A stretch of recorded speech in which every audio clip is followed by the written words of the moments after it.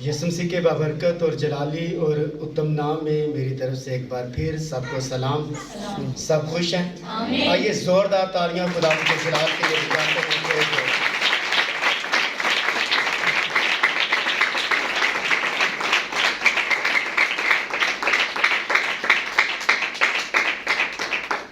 हम अच्छी प्रस्तिश के लिए और अच्छे गीतों के लिए हम खुदा के शुक्रगुजार हैं।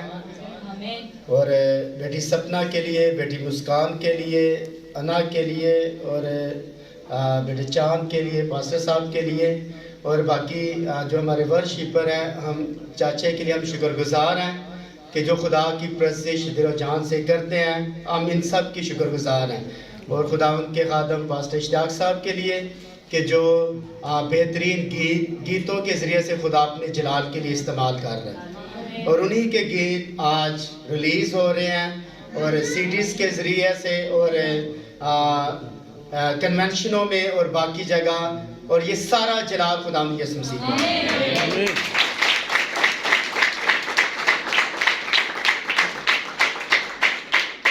और याद रखें, सरफराजी का एक टाइम है।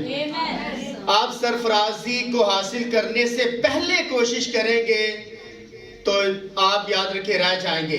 और खुदा ने जो सरफराजी का टाइम रखा है, उसी टाइम के ऊपर एग्जैक्ट 1 सेकंड ऊपर और नीचे नहीं हो सकता।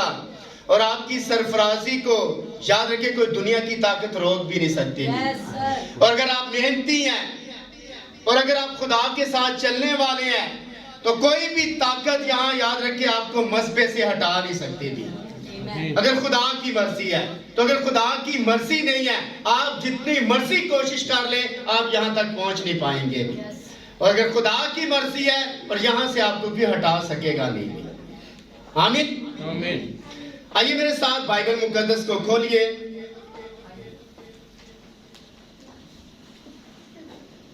और फिलिपियों उसका 2 बाब और उसकी पहली आयत से लेकर 7वीं आयत तक हम पढ़ेंगे। इसको हम थोड़ा सा शॉर्ट करेंगे और आप एक और रेफरेंस लिख लें, 2 कुरिन्थियों उसका 3 बाब और उसकी 6ठी आयत से लेकर 18वीं आयत तक। 2 कुरिन्थियों उसका 3 बाब और उसकी 6ठी आयत से लेकर 18वीं आयत तक।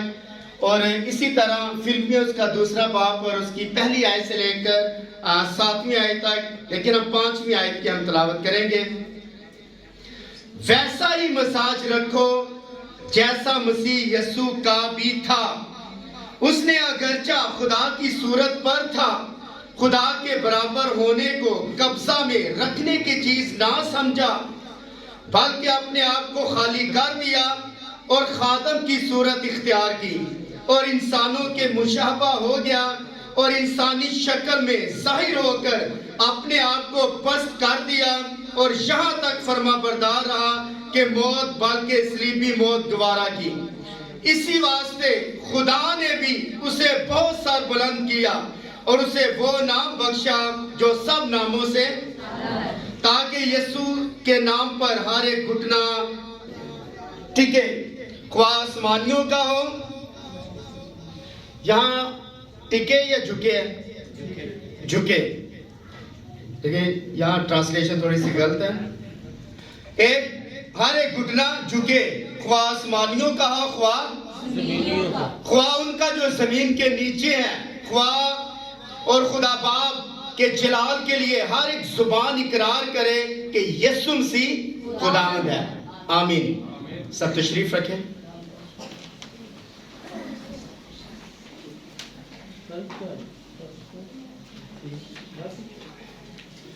आज थोड़ी देर के लिए हम इस बात के ऊपर गौर करने जा रहे हैं। आज का जो हमारा अनुमान, आज का जो हमारा टॉपिक है, वो बड़े ध्यान के साथ, बड़ी तवज्जो के साथ खुदा के कलाम को सुनिए और आपने मेरे साथ रहना है और मुझे आपकी आवाज आनी चाहिए। यस या नो की आवाज आपकी मुसलसल मैसेज के अंदर आती रहे और मुझे पता चले कि आप इस मैसेज को बड़े गौर के साथ सुन रहे हैं। और आज जिस ताल्लुक से थोड़ी देर के लिए हम गौर करेंगे वो ये मैसेज है, the mighty god unveiled before us, कादरे मुतलिक खुदा हमारे सामने आश्कारा हो गया। कादरे मुतलिक खुदा हमारे सामने। और एक बात हमेशा याद रखें, जब से ये इंसान बना है और इंसान के दिल में मालूम करने की भूख है, इन्वेस्टिगेशन कर रहा है, तड़प है उसके दिल के अंदर, उसके दिल के अंदर ये इन्वेस्टिगेशन तहकीक कर रहा है। और भूख किस चीज की है? नंबर 1, वो कहां से आया, वो कहां से आया। नंबर 2, उसके यहां मौजूद होने का सबब क्या है। नंबर 3, वो कहां जा रहा है। और ये हर इंसान के दिल के अंदर सवालात उठते हैं। आप घर बैठे हैं, आप स्टडी कर रहे हैं, आप किसी भी जगह जॉब कर रहे हैं, तो ये मेंटली तौर पर याद रखें, आपके ज़हन के अंदर सवालात उठते हैं कि मैं कहां से आया और यहां मेरे मौजूद होने का सबब क्या है और मैं कहां जा रहा हूं। और इसका जवाब किसके पास है? मेरे बहनों, मेरे भाइयों, इसका जवाब किसके पास है? इसका जवाब सारे इंसान के पास नहीं है। इसका पास इस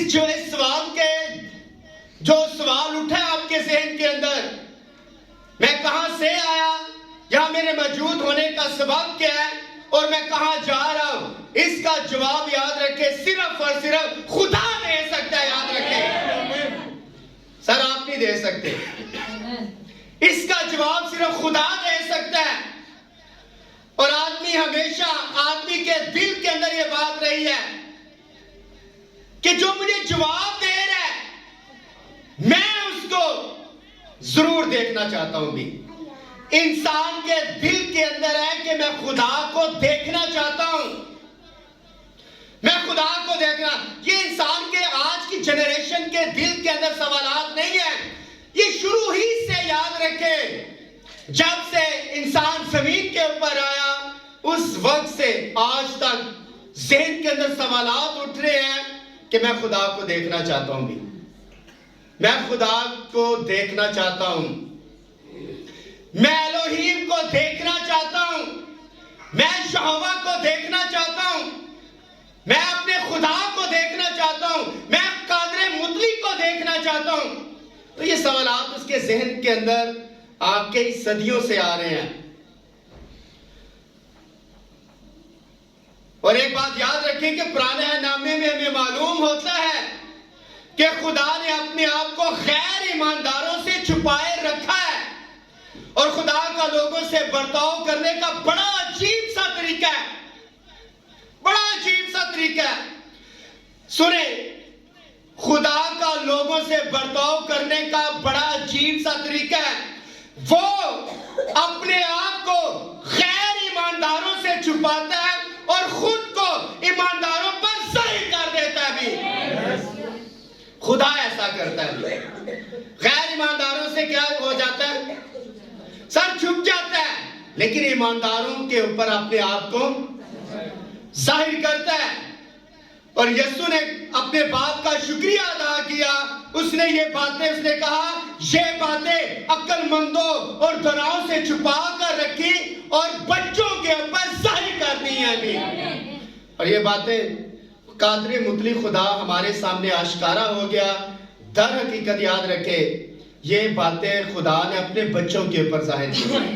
गैर ईमानदारों से अपने आप को छुपा लिया, जो अपने आप को प्रोफेसर समझते थे, जो अपने आप को बड़े आलम समझते थे, जो अपने आप को डॉक्टर समझते थे, जो अपने आप को फकी और फरीसी और बड़े मौलिम समझते थे, उनसे ये बातें छुपा कर खुदा ने बच्चों के ऊपर जाहिर कर दी। आमीन। लिहाजा हमें मालूम होता है कि खुदा अपनी फितरत को कभी नहीं बदलता, खुदा अपनी फितरत को, लेकिन इंसान अपनी फितरत बदलता है, लेकिन खुदा के अंदर ये क्वालिटी है, खुदा के अंदर ये याद रखे सिफ्त है कि खुदा कभी भी अपनी फितरत नहीं बदलता। और ये याद रखिए, ये क्वालिटी इंसानों के अंदर नहीं है। हम याद रखें, मैंने आपको कई बार इस चर्च के अंदर मैंने स्टडी करवाते या मैसेज सुनाते ये कहा कि हमारा रवैया चर्च के अंदर कुछ और है, हमारी फितरत चर्च के अंदर कुछ और है, हमारी